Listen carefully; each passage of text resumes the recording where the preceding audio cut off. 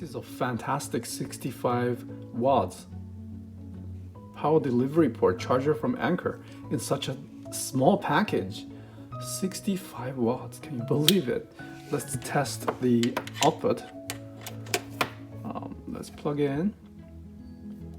Consumes no power at all, or it is power consumption is so low it is not detected by this power meter. Okay, let's plug into my MacBook Pro 13-inch 2017. I'm at almost 50%. Let's keep an eye on the numbers here. The charging wattage will refresh every minute. It's not as accurate as the reading here.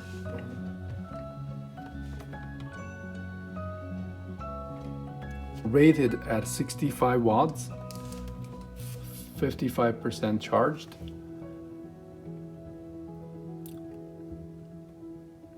$52.3. Let's see if it will increase.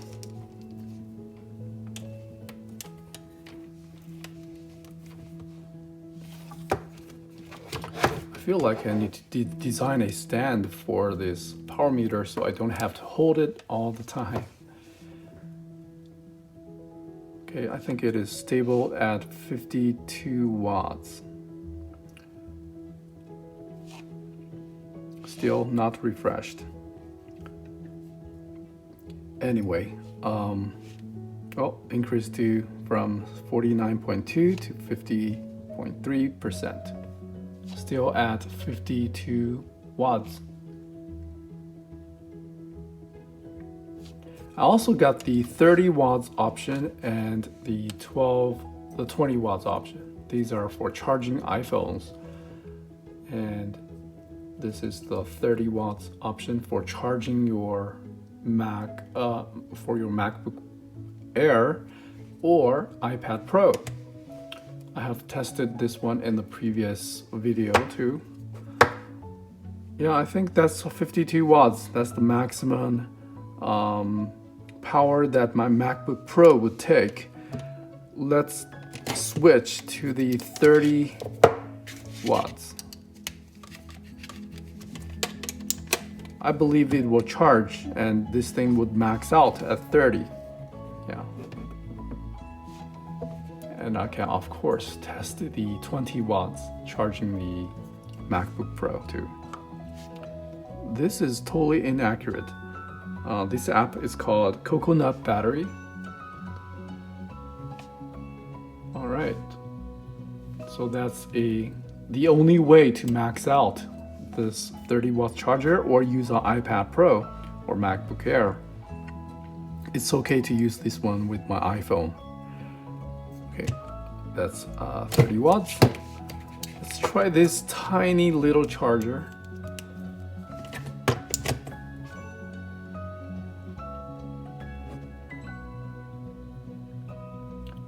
Yeah, around 20 watts.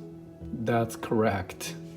It's drawing maximum power and it still charges the MacBook Pro with USB-C port. Okay, that's it. Come back here, of course. If I'm traveling, I'll be bringing this one.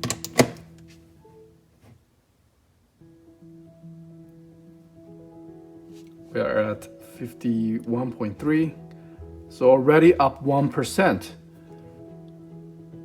So theoretically, it should be done in 2 hours, from 0 to 2 to 3 hours maybe.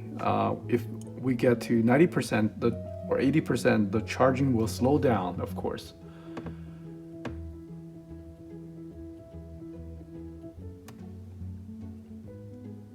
Yeah, 52 is about the amount of power that my MacBook Pro would take. I don't have another high drain device that would max out the 65 watts.